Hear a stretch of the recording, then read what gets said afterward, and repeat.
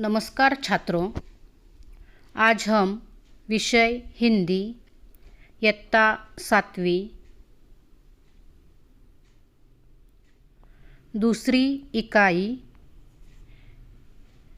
पाठ 7 रहस्य इस पाठ के प्रश्न एवं उत्तर पढ़ने जा रहे हैं।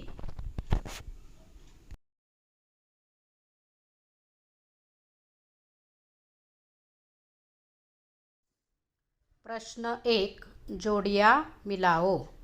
अ गट, 1 फोटो की दुकान, 2 भूत ऊत, 3 हवेली। ब गट, कपोल कल्पना, कहो कहो की आवाज़, खतरनाक काम, नारायणपुर। उत्तर 1 फोटो की दुकान, नारायणपुर, 2 भूत ऊत, कपोल कल्पना, 3 हवेली, कहो कहो की आवाज़। प्रश्न 2, आर्यन और कनिष्का द्वारा देखी हुई हवेली का वर्णन अपने शब्दों में लिखो। उत्तर, हवेली के बीचों बीच एक बड़ा कमरा था। उसका दरवाज़ा अंदर से बंद था।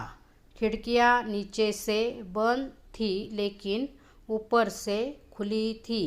गैस बत्तियों की बहुत तेज रोशनी फैली हुई थी। हट्टे कट्टे, मोटे तगड़े, बड़ी बड़ी मूंछों वाले कई लोग पगड़ी बांधे बैठे थे। उनके साथ कमीज और पैंट पहने हुए भी कुछ लोग थे। उनकी लाल लाल आँखों से आग बरस रही थी। सबके चेहरे बड़े डरावने थे। उनके गले में कारतूसों की पेटी लटक रही थी। बंदूकें और तलवारें भी रखी थी। प्रश्न 3, कनिष्का और आर्यन को वीरता पुरस्कार घोषित होने का कारण बताओ। उत्तर, कनिष्का और आर्यन ने सलाह की और मामा जी का कैमरा लेकर हवेली की ओर गए। वहाँ उन्होंने हवेली में मौजूद बदमाशों के अनेक फ़ोटो खींच लिए। अगले दिन आर्यन साइकिल लेकर पास के कस्बे नारायणपुर गया और वहाँ उसने एक फ़ोटोग्राफ़र की दुकान से सभी फ़ोटो तैयार करा लिए। आर्यन ने सभी फ़ोटो अपने मामा जी को दिखाए और उन्हें साथ लेकर थाने गया। थानेदार ने देखते ही कहा कि इन डाकुओं ने डकैती राहजनी में कई वर्षों से उत्पात मचा रखा है। तुम दोनों ने बहुत ही बहादुरी का काम किया है। पुलिस ने सभी डाकुओं को पकड़ लिया। कनिष्का और आर्यन को वीरता पुरस्कार घोषित किया गया। प्रश्न 4, इस कहानी की किसी घटना को संवाद के रूप में प्रस्तुत करो। उत्तर, आर्यन और मामा जी के बीच संवाद। मामा जी, आर्यन बेटे, सामने जो हवेली तुम देख रहे हो न, उस ओर कभी मत जाना। आर्यन, मामा जी क्यों? उधर क्यों न जाऊँ? मामा जी, बेटा, वह हवेली भूतों का डेरा है। आर्यन, मामा जी, आप कैसे कह सकते हैं कि वहाँ भूत रहते हैं? मामा जी, यह हवेली एक जमींदार की है और 10-15 सालों से यह खाली पड़ी है। कोई उधर आता जाता नहीं। एक बार घिसू उधर गया था, 3 महीने तक खाट पर पड़ा रहा।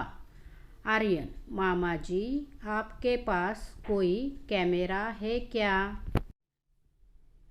मामा जी, है आर्यन, मेरे पास एक अच्छा विदेशी डिजिटल कैमरा है। आर्यन, मामा जी, क्या आप मुझे वह कैमरा दे सकते हैं? मामा जी, क्यों नहीं बेटा, ज़रूर लो। आर्यन कैमरा लेकर रात के समय मामा जी की बेटी कनिष्का के साथ हवेली जाता है और वे दोनों अंदर के कई फ़ोटो खींच लेते हैं। अगले दिन फ़ोटो बनवाकर मामा जी को दिखाते हैं।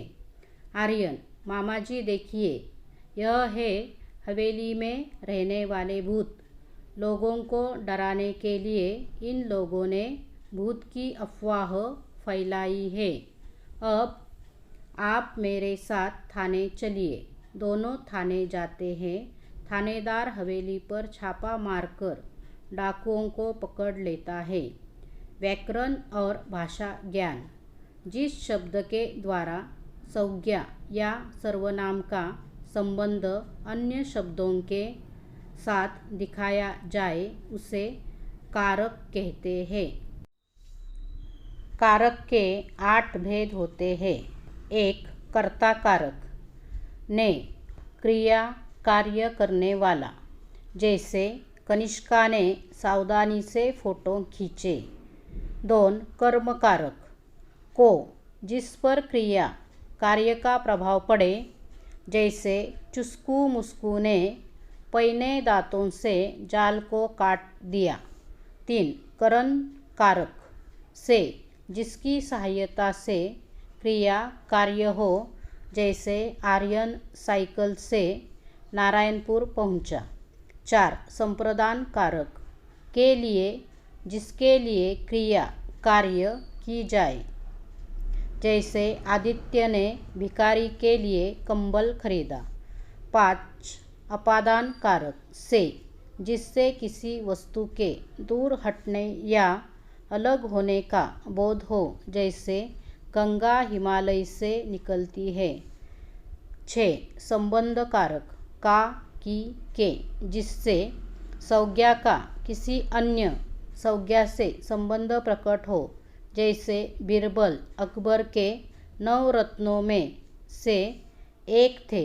7. अधिकरण कारक। में, पर, जिस शब्द से क्रिया कार्य के स्थान का बोध हो, जैसे एसंबा गांव के बीच में एक नाला बहता था, नाले पर पुल बनाना होगा।